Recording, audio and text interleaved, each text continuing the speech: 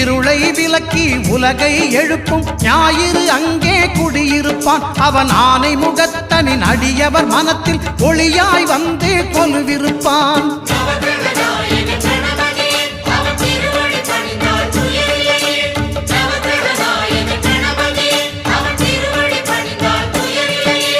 ஒன்பது கோளும் ஒன்றாய் காண